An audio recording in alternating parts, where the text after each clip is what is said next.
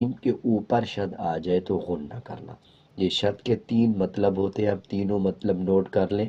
Number 1، جب شد آ جائے کسی الفاظ کے اوپر تو پچھلے الفاظ کے ساتھ ملا کے پڑھا جائے، مضبوطی کے ساتھ ادا کیا جائے۔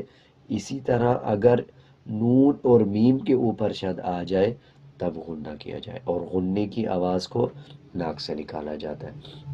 اب اسی طرح دال کے اوپر شد ہے تو مضبوطی کے ساتھ ادا کریں گے۔ یومئذ تحدث اخبارها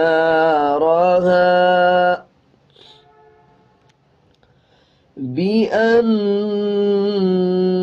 ربك اوحى لها۔ اس میں دیکھیں جیسے پچھلی آیت میں سیکھا کہ شد جس الفاظ کے اوپر آ جائے اس کو مضبوطی کے ساتھ ادا کیا جائے، اور نون اور میم کے اوپر آ جائے تو غنہ کیا جائے۔ اب دیکھیں یہ با کے نیچے زیر ہے، با کے بعد الف ہے، اور الف کے اوپر زبر ہے۔ جب الف کے اوپر نیچے کچھ آ جائے تو الف حمزہ میں بدل جاتا ہے۔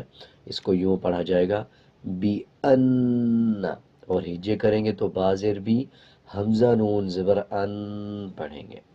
آگے دیکھیں با کے اوپر بھی شد ہے، مضبوطی کے ساتھ ادا کریں گے۔ اس سے پہلے را ہے، را کے اوپر زبر آ جائے یا پیش آ جائے تب بھی را کو پر پڑھا جاتا ہے۔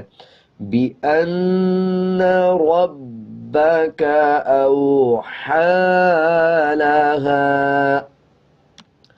او، واو کے اوپر جزم ہے، حمزہ کے ساتھ ملا کے پڑھیں گے۔ آگے ہا کے اوپر کھڑا زبر ہے۔ کھڑا زبر کا مطلب ہوتا ہے جب کسی الفاظ کے اوپر کھڑا زبر آ جائے اس الفاظ کو 1 سیکنڈ لمبا کر کے پڑھا جائے۔